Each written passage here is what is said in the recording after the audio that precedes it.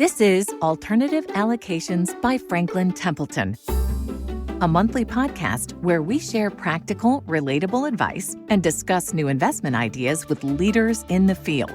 Please subscribe on Apple, Spotify, or wherever you get your podcast to make sure you don't miss an episode. Here is your host, Tony Davidow. Welcome to a special episode of the Alternative Allocations podcast series. I'm thrilled to be joined today by my producer, Giordano, as we commemorate 2 years of the Alternative Allocation podcast. Pretty amazing, Julia. It's pretty exciting. Can't believe it's been 2 years. And it's been a lot of fun, and I feel like we've covered a lot of ground. I know one of the things you and I wanted to do is maybe talk a little bit. What did we learn from the first couple of years? What are kind of the high-level observations? And then I think what we'll do to make it a little bit more exciting is we'll share the top 10 episodes in reverse order. But let's just start with, what were the observations? So it's exciting. As you said, we launched a little over 2 years ago, and we really started from the ground up. To date, as we record, we've had over 18,000 downloads of the episodes, which averages to about 1,000 a month, which is pretty incredible. We consistently rank in the top 25% of all podcasts, and that's based on the number of IEB downloads in the first 7 days of an episode release, which is the typical way you kind of look at ratings and how we perform. Those are our Nielsen ratings. Yes, and so exactly. far, we're doing good. We are. And our reach, most of what we do, our promotion is through social media, as you're well aware. So we reach about 100,000 a month through our social media posts, which has been great. And we have a growing audience. You and I also like to look at the data each month and see that we do have new listeners downloading older episodes, which is exciting to see. And I think some of the things we've also learned over the years is you have a lot of contacts. So we've invited guests our own, but we've also had a lot of unsolicited offers to be a guest, which has really helped, I think, grow our network and grow our ability to have new content. What surprised you about the podcasts? It has been fun, and I'll joke about something that you always give me a hard time about. It seems like a lot of the guests are my friends, and I think it's a byproduct of I've been doing this for a long time, and I've been talking to a lot of people in the industry. It has been great. But I think there are a couple things that really surprised me in a positive way. One is, to pick up on one of the points that you made, is as our audience has grown, we have a lot of those new members go back and listen to the old episodes. So as we get into our top 10 lists, that will become apparent that a lot of people who are newer to it decide to go back and listen to episodes 1, 2, 3, and 4, which I think is fantastic. It's also interesting to know that even though we are primarily U.S. focused, we have a big and growing global audience. And I love seeing people from all over the globe really, engaging with us and really listening to the episodes. And maybe the one thing that is really probably a litmus test that we're reaching the right audience is the amount of people that reach out to you and I about participating. It's funny, I speak at a lot of industry conferences, and it's amazing how many people come up to me and say, I listen to the podcast, even some of our competitors. I definitely feel like it has been everything that we wanted it to be and more so. But I think maybe going through the top 10 list would be fun because it will give people a sense of the types of topics we've covered. And it really does reflect kind of the diversity of the podcasts that we produce. So maybe it would be worth, before we get into that, just sharing with the audience, how did we come up with the top 10 list? Sure. Yeah, I think what we tried to do, because as you said, we've had 2 years worth of episodes, so some have been out there longer. We did look at the downloads over time. We also looked at the number of downloads in that first 7 days. And we tried to weight the episodes since there are some that are newer. But we did it basically as best as we could with the data that we have. So why don't you kick us off with which episode came in at number 10? Number 10, which was ironically episode 1. Yes. And Julia, as you and I were thinking about kicking off the Alternative Allocations podcast, to me, there was no choice. It was really pretty obvious to me who the first episode should be. And that, of course, was John Bowman, the CEO of Kaya. John was also the one who actually provided the foreword to my book. So I think John, who represents in such a magnificent way the growth and the evolution of the alternative investment business, was really the natural first episode. And he spoke about the evolution of the business, where we are, where we're going, some of the challenges and some of the opportunities. And I think it's interesting, John's episode aired many, many moons ago. But yet every month when you send out that report and we look at the downloads, people are going back and listening to that episode. So to me, that's exciting that people still want to understand where we've been and where we're going. And I think John was our perfect number 1 episode, which happened to rank top 10 for our 2-year period. Who was number 9? Number 9, which I think actually is quite interesting considering today's environment, was episode 21. And that was the one that we had with Jonathan Epstein from DeCalta, the Defined Contribution Alternatives Association. And so what I find interesting is that as of today's recording, last week, President Trump, he signed that executive order that paves the way for retirement savers to invest in private markets. When this episode first aired in March of this year, Jonathan did note that he thought the regulatory environment was expected to evolve in a more favorable direction, and he seems to be right. So I think some of the key takeaways that he talked about is he really shared a lot about the progress made, educating stakeholders, addressing challenges such as liquidity and valuation. He talked about DeCalta's mission. He really explained that their group was really working to try to increase access to alternative investments in these defined contribution plans and help promote diversification and fairness. I just think it's a really interesting topic. I think it's something that obviously has resonated with our listeners and truly is something that we'll continue to talk about, I think, over time. That was one of my favorite episodes. I thought it was terrific to have Jonathan and all the great work that he's done. We did talk about retirement in multiple episodes, even going back to our episode 3 with Jenny Johnson, talked about it. But I thought that was very timely. And I thought Jonathan and the work that DeCalta's done has really been incredible. And I suspect that's an area we will revisit several times in the future. Number 8 was Taylor Robinson talking about the rise of the secondary market. Taylor Robinson was, in fact, a guest of our podcast twice. The first episode, though, I thought was very timely because it was somewhat early with the evolution of the secondary market. I think a lot of people were starting to pay attention to it. It scored very well as Taylor and I really talked about what is the secondary market, why is it growing, how has it evolved from kind of a niche strategy to a vital cog in the overall PE ecosystem. We talked about where he was seeing opportunities in the market there, not specific portfolio holdings, but just from more of a macro perspective, and how we thought that current market environment was very conducive for the growth of the secondaries, which again ended up being very fortuitous as we started to see a lot more adoption of secondaries being the way that a lot of advisors are getting their initial exposure to the private equity ecosystem. So it was a great episode. It was great to have him come back later as we talked about some of the growth and some of the evolution that we had seen. But I think that first episode really captured people's imagination of what that market could become. And again, I thought it was quite fortuitous the way that it played out. I think it was great having him come back a second time because a lot has changed in the 2 years. So it was nice to have him come back and have a fresher perspective. Episode 7. So episode 7, or what ranked as number 7, was episode 17. And this was where we had Scott Welch, who was the CIO of Certuity. He came on and he talked with you about the role of alternatives in client portfolios. He also talked about a lot about the popularity of evergreen products and the importance of due diligence in selecting these types of investments, which I think both of those are topics that we've covered a lot over time because they're really important. And I think that's something a lot of people have questions about. What's the difference between an evergreen product and a drawdown? And how important that due diligence aspect is in picking that correct manager or that manager that makes sense to you. So I thought he was a great guest.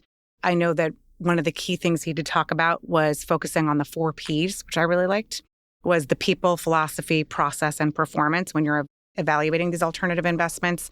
He really just talked about that importance of operational due diligence. So, and you guys obviously had a great conversation having known him for a while, and I know you want to say something. Scott is one of my closest friends, and I felt like Scott and I have been having similar discussions for the last 20 years. It sounded like it was another conversation that you could have had, at a conference, at a restaurant or bar.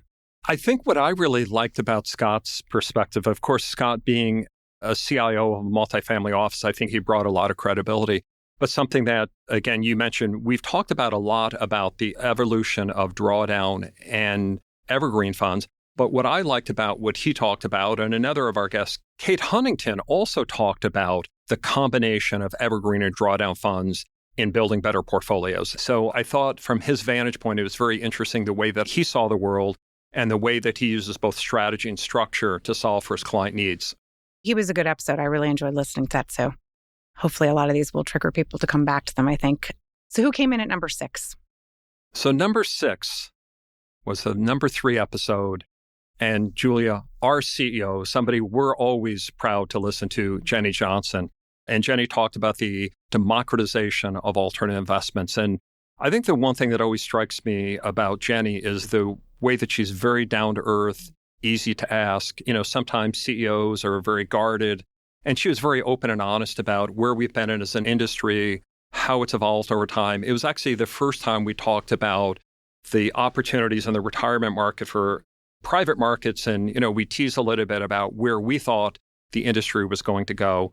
But I really loved how Jenny was just an open book about things. And one of the things I often cite as I'm traveling around the country and advisors ask me the difference between public and private, I recall asking Jenny specifically about that and how she talked about the difference of being a CEO of a public company where you're constantly answering to shareholders versus a private enterprise. And I thought from her seat, that was a very unique perspective to add. But that was one of our favorite episodes. Yeah, she was a great guest. And it was early on. I think it really kind of helped us get into our groove, but she was really willing to be open with us. I thought it was a really good conversation. It was a nice way to kind of kick off things as we were in our early stages.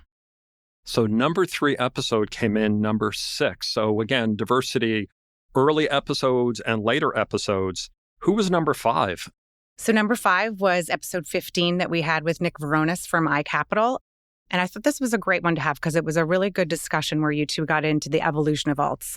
I think our title was From Institutions to Main Street. And it was great for you to both kind of get into that conversation about the evolution of alternative investments and how they're increasingly being brought into the wealth management channel. You both talked about historical challenges, recent advancements, about how they're becoming more accessible. I think another key thing that we've talked about across the episodes, but this was an important one, was that really critical role of education for advisors. And I think the other thing that you talked about was the future prospects for increased adoption, the product innovation, which is really helping that. So this was, I think, a key one where we got across a little bit more just about the history of it and what's changed and evolved over time. I think he was a great guest to have. And I know it was, again, someone else that you'd known for a while, but it was interesting to hear from the perspective from a fintech provider and from, someone that we had partnered with and many asset managers do. We've also had representatives from Cason as well. And I think one of the interesting things is so many of the advisors who listen to our podcast are familiar with the iCapital and the case and the vital role they play in kind of connecting all the players here. But I thought Nick certainly added a long-term perspective, being at the forefront of the evolution and solving for a lot of the challenges advisors face. And yes, I've known Nick for a very long time, and his passion certainly came through in that episode. No, definitely. He definitely had a lot of knowledge and history, and it was great to hear him share that. So what came in as number 4? Number 4 was episode 8, Challenges and Opportunities in Real Estate with Jeb Belfer. And again, somebody that we had on multiple times. And this was the first episode that we had him on. And I thought what was great is he acknowledged some of the challenges in real estate. That was a period of time when real estate was under a lot of stress. We had rising rates. We had a lot of concern about the office sector. And he addressed head on the challenges in the office sector. But I think what really ended up playing out quite well is he also talked about these big macro themes and how he saw long-term opportunities if you could be more selective in allocating to attractive sectors and opportunities, areas like industrials, multifamily, and life sciences, and avoid that long-term problematic area, offices. But I think the reason it scored so well is I think he brought a lot of credibility. He was just honest with some of the challenges and trying to take that longer-term lens and looking about where the opportunities were. We had him back recently, and I think his 7-day download was perhaps our highest. Mm-hmm. But I think it's indicative of the credibility that he provided by addressing the challenges when they were occurring. Yeah, I agree. I think it's that. And I do think real estate is obviously a hot topic and people are kind of keyed in listening to how much has changed over time. But his key macro themes have resonated. And when he first outlined them, they're still true. I mean, his firm, Clarion Partners, really does focus on that. The demographics, technology, deglobalization, looking at the housing shortage, climate change. Like they're looking at a lot of different themes across the board and seeing how that affects what they look at in the real estate industry and how they make their investment decisions. I thought he had a lot of really interesting things to say to bring some light to that asset class. I've been using those macro themes as well because I think it's an easier way of framing that whole discussion rather than treating everything with the same brush to really understand that real estate represents a diverse set of opportunities, some of which will look attractive and some of which will have secular headwinds like the office sector for quite some time. So appreciate having him on. I was glad to have him back in a much more favorable environment, but I think sometimes you get that credibility when things aren't so rosy. Agreed. So number 3 on our list was episode 19, which actually did feature Jeb as well. But this was a special feature that we did when we did the private markets outlook from this January. And something that we intend to do, I think, in years coming forward is doing this again in January. I think it's a great episode for us to do. Not only is it something that we're able to cover several asset classes, but Tony gets to have several guests with him. So with this one, we had Taylor Robinson from Lexington covering secondaries. Rick Schopp actually joined. I apologize, not Jeb in this one. He was in a different one we did. But Rick Schopp from Clarion Partners covered the private real estate equity. And then Rich Byrne from Benefit Street Partners covered that real estate debt angle. But I think it was a really good conversation with the four of you because you were able to really look at a vast overview and leveraging these experts in their respective asset classes and talking about some of the key things that you were seeing for the coming year. You know, a couple of those that you hit on, and I'm sure you might want to touch on a few others, but a couple of things that came up was the private markets liquidity needs and just understanding that there's different ways that can be addressed, whether it's through structures that are being produced or whether it's through secondaries, that there's different real estate opportunities. And as we just talked about, despite office sector being something that people might initially think about, there are other things that you can look at in real estate. And then specifically, if you're looking at the not just equity side of it, but that there's opportunities in real estate debt. And that multifamily real estate is sort of across the board an opportunity in that real estate environment. And then again, I think for all the asset classes, the idea of manager selection being really important was something that came up and that you all discussed and why that was important in the various asset classes. And Julie, I'll give you credit for that one because we had always written a long-form document which memorialized our forward-looking views on where we saw the best opportunities. And we also did a webinar. And I think it was really your idea to say, well, why don't we offer that since we have a rich and growing audience here? Why don't we offer that in the podcast series? And it really resonated. It was a terrific format to deliver that. It reached a broad audience. And then, of course, we had more materials if people wanted to do a deep dive and download the full outlook. But I look forward to doing that for years to come. Yeah, I think it'll be great. So what came in as number 2? The interesting thing about number 2, it was, again, one of those early episodes. And I think when you and I listened to it, we immediately said, this is absolutely going to resonate with our audience. So episode 7, Evaluating and Allocating to Alternatives with Jackie Klaber of Rockefeller. It was clearly one of the best episodes because of the way that Jackie just described this complex world that we all live in an easy to understand format. A lot of her positioning aligned with the way that we think about it, which is how can we simplify it not only for the advisor, but ultimately for the end user. And it's something you and I spent a lot of time talking about. And everything that we produce, we're trying to recognize that it's not just educating the advisor about how to use this. They, in turn, have to have that second order discussion with the individual investor.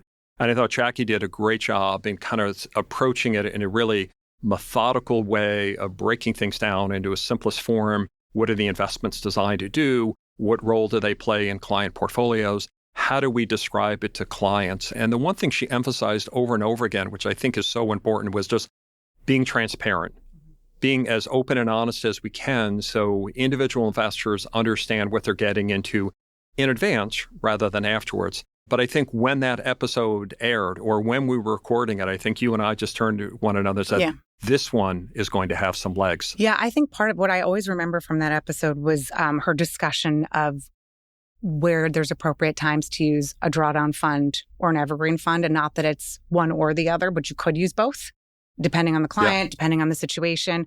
I thought it was a really, really good discussion about that because I think there's a lot of questions that arise. You know, they see more of the increasing evergreen funds coming to play. Does that mean I don't use drawdowns? No, not necessarily. You can use both. And so I think it was just a really good discussion from her and kind of from her experience of how their firm leverages both. Yeah, she was terrific. So that was number 2. Drum roll, please. The number one episode. After 2 years, Julia, the number one episode was episode 14, and that was Opportunities in Commercial Real Estate Debt with our guest, Richard Byrne from Benefit Street Partners. And that was actually from almost a year ago. It was from September of 24.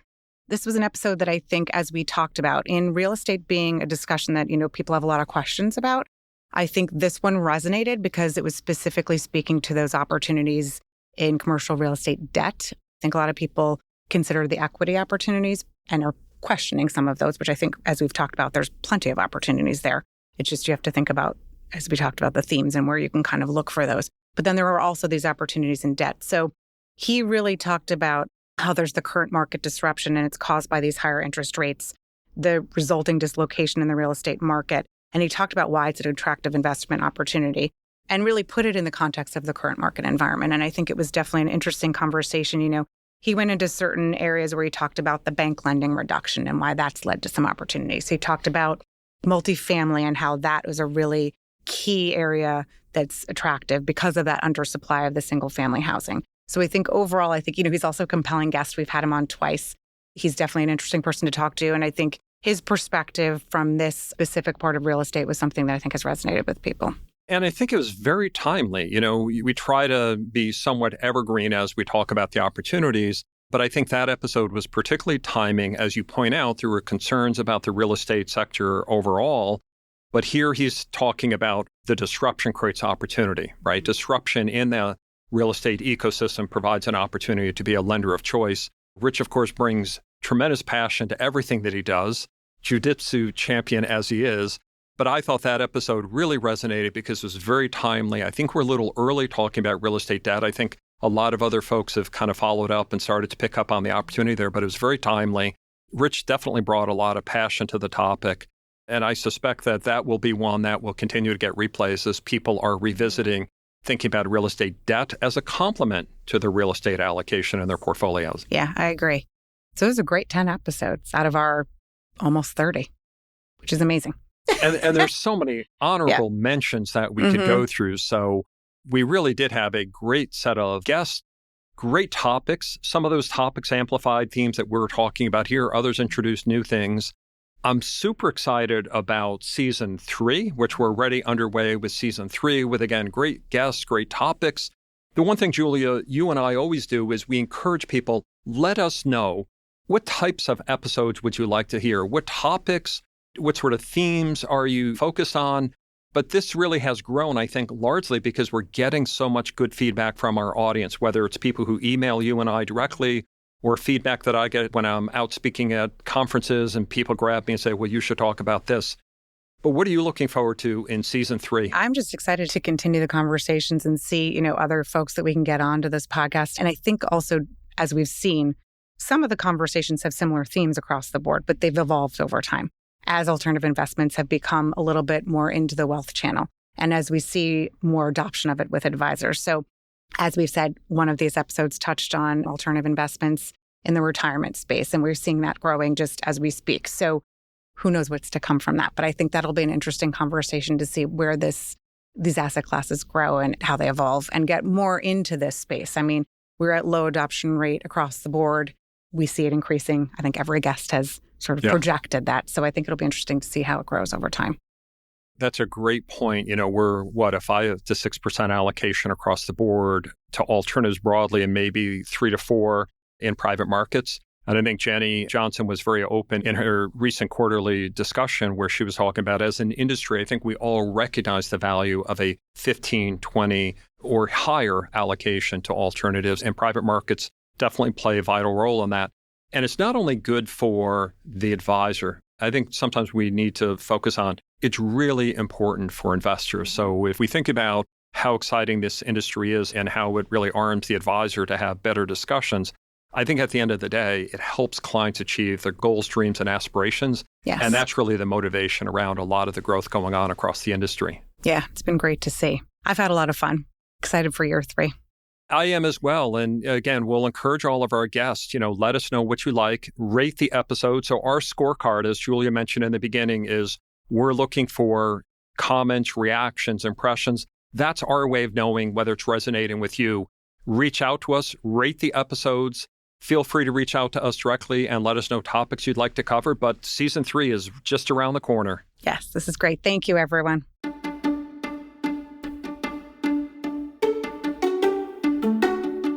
Thanks for listening to Alternative Allocations by Franklin Templeton. For more information, please go to alternativeallocationspodcast.com. That's alternativeallocationspodcast.com. And don't forget to subscribe wherever you get your podcasts. This material reflects the analysis and opinions of the speakers as of the date of this podcast and may differ from the opinion of portfolio managers, investment teams, or platforms at Franklin Templeton. It is intended to be of general interest only and should not be construed as individual investment advice or a recommendation or solicitation to buy, sell, or hold any security or to adopt any investment strategy. It does not constitute legal or tax advice. The views expressed are those of the speakers, and the comments, opinions, and analyses are rendered as of the date of this podcast and may change without notice. The information provided in this material is not intended as a complete analysis of every material fact regarding any country, region, market, industry, security, or strategy. Statements of fact are from sources considered reliable, but no representation or warranty is made as to their completeness or accuracy. All investments involve risks, including possible loss of principal. The value of investments can go down as well as up, and investors may not get back the full amount invested. Please see episode-specific disclosures for important risk information regarding content covered in the specific episode.